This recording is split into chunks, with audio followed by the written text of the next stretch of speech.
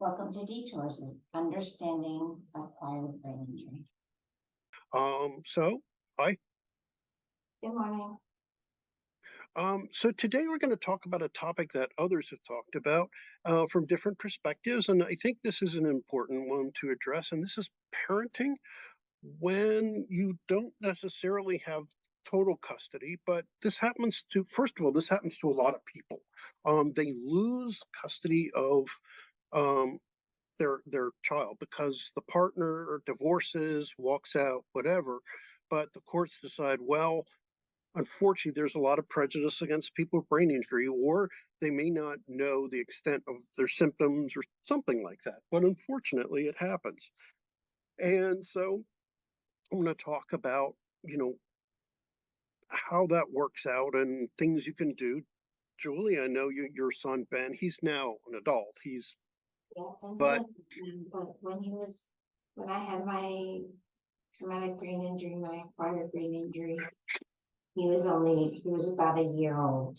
It was right around his birthday, and I missed his birthday, but he had a cake, so I know that was good.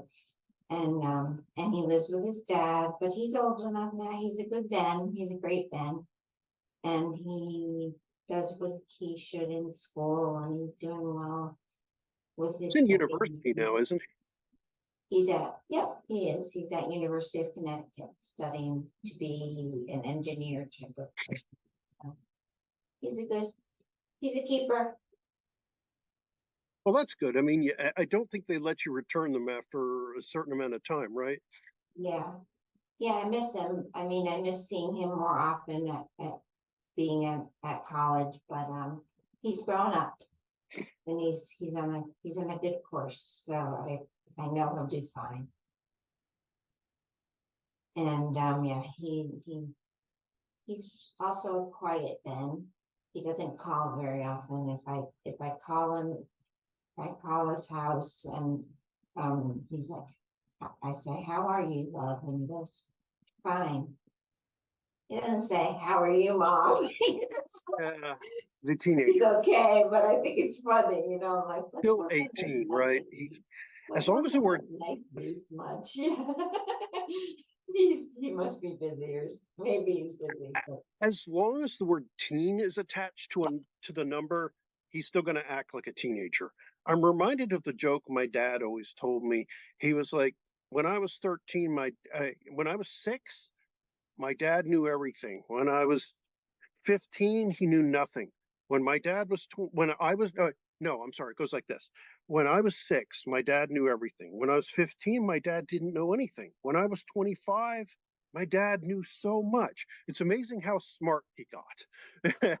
And it's yeah. like, it shows you that when you're a teenager, you don't think your parents know anything. But after you go through college and have to start paying bills and everything else, suddenly you realize how smart they are, that they actually did know some stuff. And then the thing I have taught him, or we have taught him, whomever it was, he always says, "I love you, mom," Well, or mom, or whatever the right word is, but I right. say, "Thank you, love, I love you." And You'll then always be his happens to mama. he knows to say it, so that's good. Well, it's more than just saying it. He should be feeling it too. Well, I Um, hope he's feeling it, but he and if he isn't, I'll have to give him the what for, but it wasn't a pleasure cruise. We're giving birth to him. no, no. I mean, for that alone, he owes you. My mom always said, you guys turned my hair dark and gave me some of the grays because she had blonde hair before. So she's like, you're responsible for that. Yeah, Which, it's not easy giving birth, but it's the to a good offspring is a number one. So it's very helpful, very you know good. what? Yeah, I Very think good. yeah, no, you're right. So yeah, because all kids are knuckleheads at first. I always say that kids are born with brain damage and they heal over 18 to 20 years. They really are because that they blurt out. They're kind of mean and kind of a little. a little thoughtless, and they can be, yeah, Yeah, they're neat. They're neat, and you have to tell them, I said to Ben once, he was complaining about the woman that his father has welcomed into their home, and I said, you know what, love? I'm not gonna beat her up or anything. If right, you need me to talk to your father, I will, but I'm not gonna talk to her. You talk to her, right, yeah, or you talk to your father. I'm not doing it. yeah. She didn't do anything to me. um yeah, it's interesting, it's like you taught, yeah. So what was it in the early days? I'm curious, like when he was little, what are some of the, like, um what were some of the things like that you remember experiences with Ben, that One of you the when things I he do remember was I thought eating well was a big, his father yeah, tends to carry weight a fair bit, fairly easily, I should say. mhm, And so I said, Ben's gonna eat well, and I said to myself those words, and so I made all his baby formula I nursed and okay, great, stuff, and I said, and then I said to him, well, you have to be a gracious person. that's important. What does that mean? And I said, well, you have to be kind to people. I mean, Mm, it's not yeah, okay not to be kind, and don't be short with everybody, like mhm.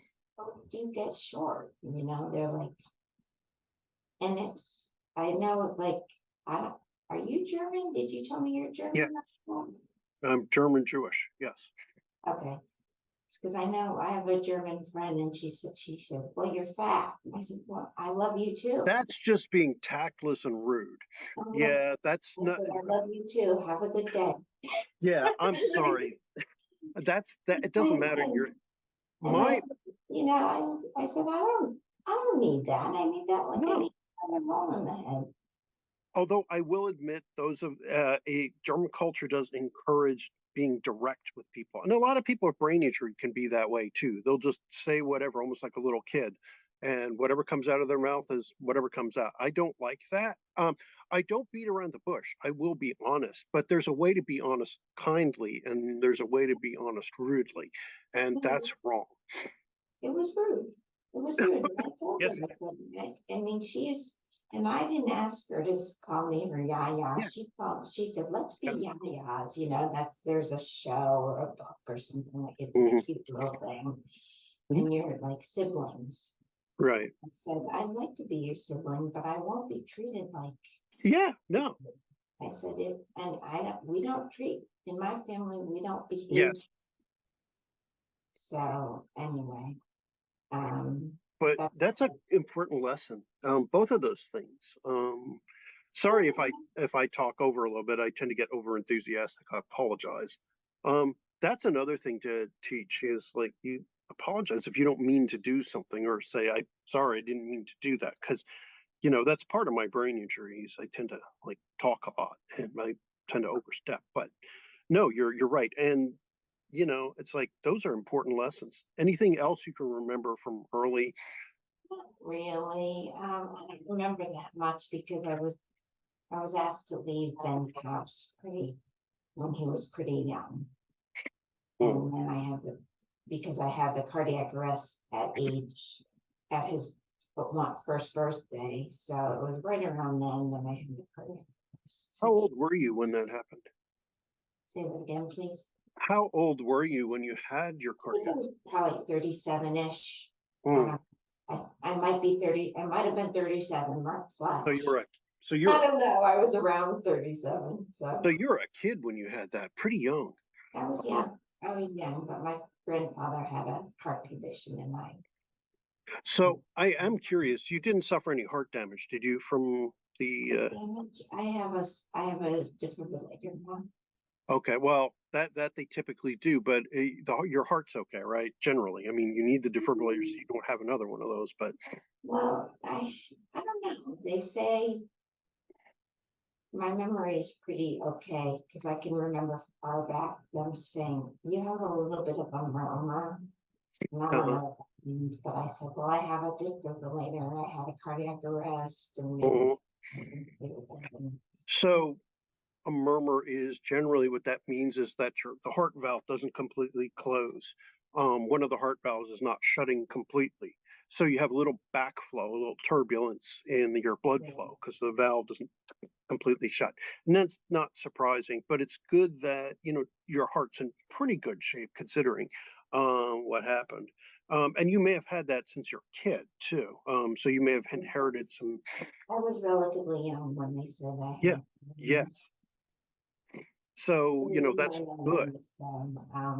And they said, "Oh, you shouldn't run." And he said, "Well, Right. I like running, and why Well, shouldn't I run?" And they said, "Well, you'll die." And I said, "Okay, well, I like you know running." what? That is where swimming can help you. Um, Yeah, I'm, yeah. So I'll get back into swimming. I know. I mean, I'm a sinker, which I think we yeah, just you mentioned that. sink more easily than I float. But Mm, I know how to swim. I know how to swim all the strokes. I used to be in the swim team, and I swam in college, and mhm. so Yeah, I know the research shows, and there are videos I've made with Kate and with Debbie, who's our swim person, who's taking a little break. She's, but you've stood in for us with swimming and showing some of the strokes and things, for which I'm happy for it. Some of the stretches and things, because you should always warm up. But and I'll have you do some of those with us in the future because I'd like to do some like warm ups with you. I just think that, it is because you're less likely to fall. And, you can, even if you sink more than you float, generally, it's like you could do water walking, which is great. Um, Jazzercise. Huh? we grew up as a family. I was very fortunate. We grew up at with the pool in our backyard as a Oh, little, that's nice. and then we went to the shore, Right. and then shore, and so I was lucky. I learned how to swim, and Ben knows how to swim. And I think it's important for everyone to not be afraid of the water. Yes, absolutely. Um, the pool is very close. But we belong to a private pool. It was like about 7 or 8 blocks away. It was a short bicycle ride or walk if you really wanted to torture yourself in summer, but we would ride bikes. Oh, we just it was fun. We used to like pick up all the kids along the way, and it's jump on your bike. You'd Yeah. ride down. You'd stop at the first house. Hey guys, go to the pool. You want to join us? Yeah, sure. Give me 5 minutes. And go run. They jump on their bikes, and then you'd go. We'd have like a little convoy right down the back Yeah, alley. that's good. You'd pick up two more kids. Then you'd go to the next block. It's like Yeah, stop at my friend we did Gina's that a house. It's little like, bit too. yeah, and pretty soon, it's like Gina's like, yeah, give me five. I got to get my swimsuit. Boom. She'd get ready. Then bam. Then you got like 10 kids, and down the You next get a block. little costume.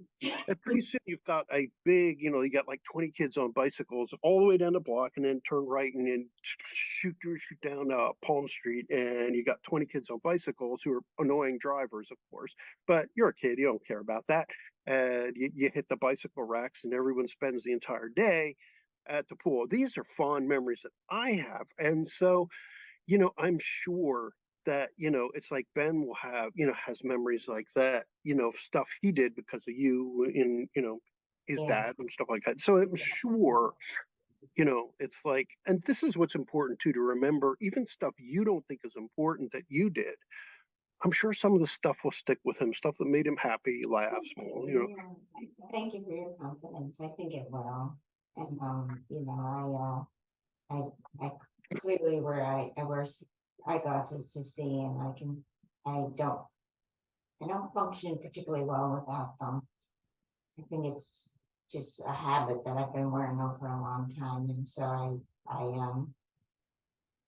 I like to be at the beach, and hmm you want to go.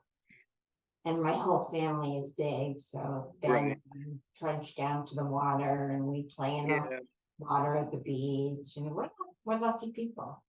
Yeah, we were about 2 hours away. Every year it would be either Ocean City, New Jersey, or Maryland, which was 4 hours away. But navigating, oh God, navigating with dad was not a fun experience. It would be like I I would tell him where to get off, and he would say, "You mean shore points?" It's like, no, we discussed this last night. B. Is it B, not A? But it says short points. Dad, I told you not A. We looked at this, we looked at the map last night, and he'd get off on A, and then he'd be mad when it wasn't the right set of short points. We weren't going to Delaware, we were going to Maryland. And so it was Get you inevitably, enough gas in the car, Marks. ugh.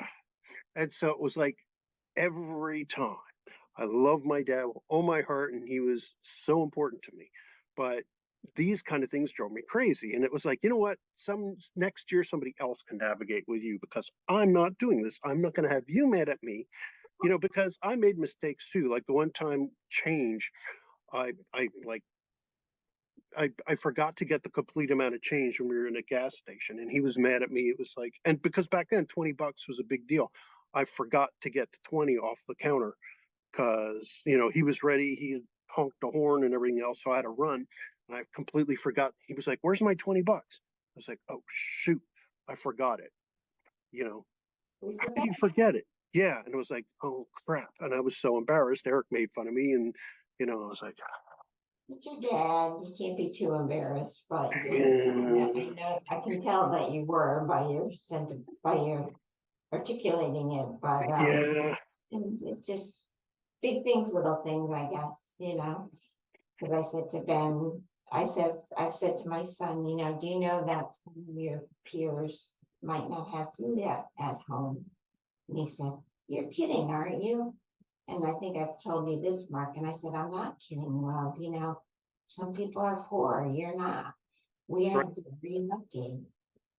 And they eat at school because they can't, right, and I was lucky. I used to go running at school at lunchtime or took classes or something like that. I don't know what I did, but I was lucky. I always had food in my stomach, and some right." people. So I try to teach Ben that's one of the big things, and make sure your peers are all Yeah, and so you well. taught him a lot of kindness, which is something that really Yeah, is and empathy, and that is something that some people with brain injury unfortunately lose that sense of feeling for others. I have a question for you. This relates to that. Like if you see a TV show or you see somebody else like burn their hand or something, does that make you feel almost like your hand got burnt? if I see on a TV show somebody being murdered, No, burned their hand. Like if you see somebody like they burn their hand on a stove, or if like somebody hurts themselves, does that kind of make you oh, feel hurting hurt? themselves. Yeah, I don't like to watch it. It but depends on the day, but can you I feel those? prefer not to watch that. Well, But what I'm saying is, if something happens to someone, can you feel those feelings? Do you feel like it happened to you sometimes? I feel like I kind of hold my breath, so I think I must feel those feelings. Yeah, all right. So you still have what's called affective empathy, which is like you feel those feelings that other people get. So if you see something happen to somebody else, or if they fall off their bike outside, if you see that happen, you go like, ooh, you can like feel Yeah, that feeling. I feel for those people, And it, and I stop and I make sure that I can't. If I right, can't if you can help them, help. I call somebody So that. you still have a lot of people with brain injury. Here's the thing. They can't feel the feelings for other people. A lot of them. They lose that ability to feel the pain for other people. So it doesn't bother them. Yeah, And this changes their ability to empathize with other people. Because if you yeah, can't feel the feelings that other people feel, and oftentimes they can't feel their own emotions, they don't yeah. care. I knew the second part you said. I used to wear contact lenses, and they told me no, you shouldn't wear them because you can't Mhm, feel them when they crack or scratch or whatever the right words are, mhm. and that you could ruin your eyes. And so I, because of my brain injury, I have symptoms that I'm not even aware that I have, Right. and I'm okay with it. But I Well, mean, I'm talking more about if somebody else is hurt and you see it and you can feel as though you're hurt. I don't. feel, reflexing. I don't feel the skinned knee that people get when they fall or anything like that. I recognize because I've done it before, Right. I've But had experience where that's happened to me.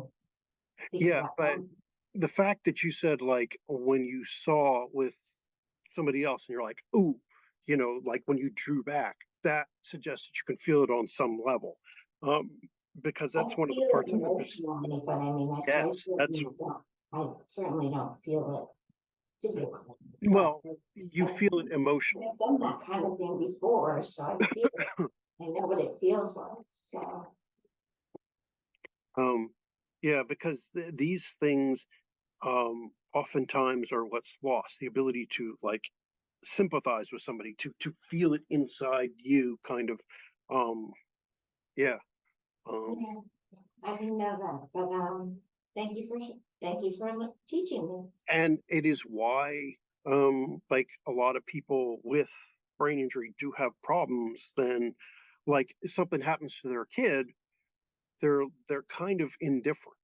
They're like, oh well, because if they can't feel the hurt, they're not as likely to, they're more just annoyed by if their kid's crying or whatever, they just want them to shut up because they can't, if you can't feel your kid's feels, you're kind of indifferent to it. That Yeah, you don't care because you need to be able to connect with them in that way. And fortunately, you still have that ability.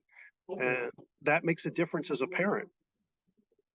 Seems like I still have those. You do still have those skills, the empathy and the sympathy, and the fact that you understand that's important means you probably haven't lost it. That's good. I just am thinking about that as, because some of the people that, have been hosts and stuff, they understand what you should do. They understand the behaviors and they'll do them kind of automatically, but they're missing they wouldn't be as likely to pick up their kid and hug them or like, if they were in distress because they really wouldn't know to do that anymore. So that's a serious deficit. That is a serious neuro problem. And so it's just one of those kind of things that is important as part of rehabilitation. Mm, I But didn't. you seem to have it I still. don't That's good. understand. I don't understand as much as you do, of course, Mark, but Well, that's not your field either. no, no. And it's fine. I mean, I know there are people like you and your peers, your compatriots, or whatever the right words are in the medical services that do know and that can help. Just like I don't understand anything about actuarial science. I know it's a lot of stats, and that's what I You're know. so lucky. Well, it's important. It's important, but consider yourself lucky. I mean, you're busy learning other things about that Right. so we share the load. Yeah, well, it's like I definitely appreciate, that there was, because it did allow us to, make sure that the necessary bills got paid. I mean, it's like we needed to get paid for so we could, pay for education and other things. I mean, those of us in the medical field make only of your entire bill, we get about 8%.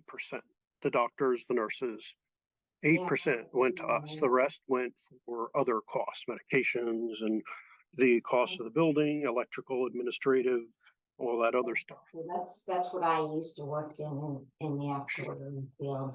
Right. I know it's expensive to have a hospital, for example, or Yeah. give So care. now you like would calculate somebody's odds of coming down with a disorder or whatever else, right?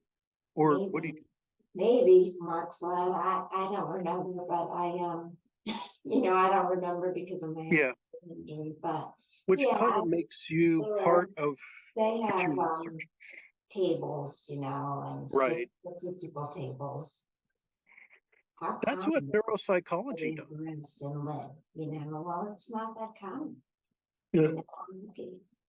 But they have. I'm sort of an anomaly in my class. I can talk and I'm not tied up to a feeding tube or anything. And You I'm lucky. And I said to Ben, I'm lucky. And he goes, yeah, I know. And I said, well, you're lucky too. And he said, why? And I said, well, number one, you got good hair. And he didn't laugh. I said, you gotta laugh. Well, it's Yeah, life too exactly. short not to laugh. That's also a good sign of intelligence too. And it's rare to retain a sense of humor because that requires a bunch of higher level thinking. In neuropsych, we look at that sense of humor being retained. That's rare too. Is it? Uh, yeah. Yeah, yeah. Um, It's yeah, interesting. but I think that's Yeah, and funny, I said, you know. you're a lucky kid. You're a lucky Ben, and Yeah. I'm lucky to have you. And that's another sign that you're, like a lot of the important stuff remains intact, even if you can't do the actuarial stuff. Your heart is still good, emotionally. Your passion, your compassion, your love is still, Thank you. Thank you. I consider myself fortunate. yeah, me too. Yeah, we are some of the, maybe, I don't know if we're maybe the few that are as fortunate as we are. Yeah. And most don't come out. Um, the stats I know is from the medical side is that most people with cardiac arrest die. I've said this before, but and so Ben's fortunate to have you and as intact as you are. You are a good recovery. Yeah, I was in a coma for about a month. And I shouldn't have been playing soccer, but I was, so that's doesn't need to be said again. And I said, No, you know, he likes to play soccer. He doesn't have a heart condition, but I said, good. well, as long Go as he's play soccer. protecting his head, most people have problems because they use their heads, that they head the ball and do it enough times and you can do brain injury. Yeah, I Um, knew that. That's just like yeah. the impact. Yeah. And there have been some who develop CTE, chronic traumatic encephalopathy, from doing it too much, who've destroyed their brains, and ended up dying young because of it. Um, it's a serious thing. We need to be understanding. I mean, I love diving and swimming, and I did run short distances. I only did sprinting, but it's like, yeah. But now, what else did when Ben was like high school age? What kind of stuff did he do with you? And I'm sorry, there's something going on in my outside my window, but High I high didn't hear you entirely. high school age. When Ben was high school age, what kind of stuff? You know, What did I do in high school, or what did? no, negative. Ben with you. Oh, with me in high school, he was No, no, very no, no, no. What did in he do with school. you when Ben was in high school? You're still his mom. Oh, What yeah. stuff did you do? If Ben used to come over, or I'd go see him, and we'd do something fun or funny, or we'd just go have a late dinner. I'd make him a meal, or we'd go to the diner and get a meal, and have something, and just sit and eat. And there was always somebody else with me because that's the way I roll. Okay. And yeah, and we just eat and have a nice meal, and it was good. I've been lucky. Yeah, 'Cause no, that sounds I- kind of nice. And like, do you guys ever like go anywhere or like well, I have a big family, as mentioned, so we have weddings, I vacation in Rhode Island, and um, we've been to, like, I'm not that great in amusement parks, but I brought him to small amusement parks in Connecticut. well, that's neat. They're a little loud for me, so I don't enjoy them that much, but it's fun for him. So when he was young, we did that. Hmm. Yeah, and I don't love that kind of thing, but and I'm fine with doing it. I just don't love it that much. It doesn't rock my world or anything. Right. So Um, yeah, I used to let Ben cook, not cook with heat, but he made concoctions. So oh God. I love making concoctions in my kitchen, and his dad is very into his cooking. Oh, okay. Dad is into his own cooking, and he didn't let Ben do that, so I let him Oh, do okay. that in my kitchen, and it was good. It was good. Yeah. Well, it's important for, it's Yeah. like, especially if his dad wouldn't let him, because it's important to allow him to experiment, to learn, to grow. So he could come to you then if he wanted to learn and try things, He that, loved it. he loved it and he was very creative and I'd help him a little bit, but not very much. I said, because he tasted mom. So Oh, okay. I didn't want to do, but I did. I tasted it reluctantly. I had water next to me and everything. You just So quietly spit it in the I think glass, it needs a little more cinnamon or something like right? Just that. quietly in the glass. It's like, oh, go So on. I let him experiment in my house with stuff like that. Okay, no, And but it was different than at his house. So that's why it was special, I think. yeah, and it's important that, there's this concept of the upstairs and the downstairs parent. The downstairs parent does a lot of the like routine day to day, like make sure they go to school, make sure they get the homework done, stuff like that. And the upstairs parent is more about having fun with the kid and more about like doing stuff that's enjoyable. And there's this tension between the two because both are important, both are necessary, but they each have a different perspective on how the kid should be raised. Usually it's the dad's the upstairs parent, mom's the downstairs parent. But when there's brain injury, quite often, it's like the downstairs parent is the one without brain injury and the upstairs parent is the one with it because they can't quite do the executive stuff, the organizing stuff like that.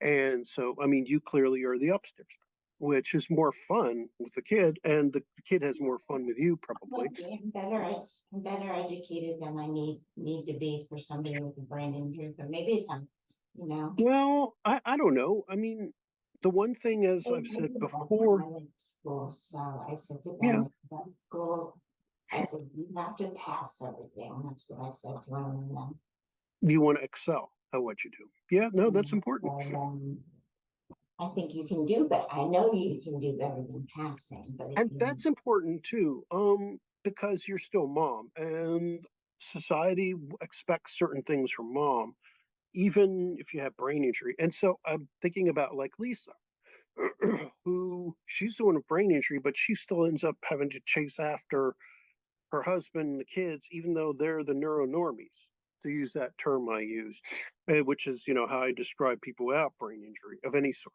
You're like I am, you're neurospicy, and because our brains are a little different. My wife is neurospicy, but Ben and your ex are neuronormies. They don't know what it's like to have brain injury, and God willing, they'll never have to, because it's hard. Um, Yeah, I hope I took that for our family. what? I hope I took that brain injury. Oh, yeah, Yeah, yeah, yeah. Um, as my wife says, I'm not allowed any more brain injuries. I've already had two. I've used up our complete allotment for our family. You have used up the allotment for your family. Yeah, you took see, and that's the kind of when I'm talking about kindness and compassion. You definitely have it, and that's why I think that those areas of your brain are okay. They may not work quite as efficiently, but they do at least work. And you're trying to teach Ben. Those are the important things. Teach your kids to be good people, kind, caring. We're missing that in this country so much. Um, Thanks. Yeah, I think and, I'm doing what I can to make Ben a more happy person with who he is, you know. And I said if you get, as he has a dog, and I said if you get fussed at dad and his partner, who he lives with, I said take the dog for a walk, you yeah, know. Do something different. yes, and good advice. I mean, you've obviously been a good parent as far as and these little things are what matters, I think, regardless. And I think that's a lesson for anyone who's watching. You know, um, you do your best to do what you can to teach the good lessons, to teach even if you don't have full custody. A lot of them are bitter or angry that they don't have that anymore, and they're too busy hating on. And that's another lesson that you're teaching. They're too busy hating on the other parent or their partner rather than focusing on the child or children. And that's a serious problem. And you just said you got to let that go. And Yeah. I'm very lucky. I mean, I come from a big family, as you know, Mark, and my family was very gracious and kind and Mhm. everything, and so I'm lucky. And that helps too. Us, it's like, it's like obviously my Stacy's the center of my world, but it's like my friends are definitely family to me. Um, You're lucky. yeah, I'm sure you feel that way too, that I you're, absolutely I feel similarly, yes. and so, you know, um, so I think, you know, um, hmm, you've covered a lot of important stuff, and things for people to think about when it comes to being a solid parent, especially when you don't have custody. And, when the kid reaches 18, he or she can make more of those decisions themselves. They're adults and they can decide. But it is important then that when you do have the opportunity with them, is to make sure that they have those good memories and not you being angry or frustrated all the time, even though it makes sense. To make sure that they have loving memories, just like you've done.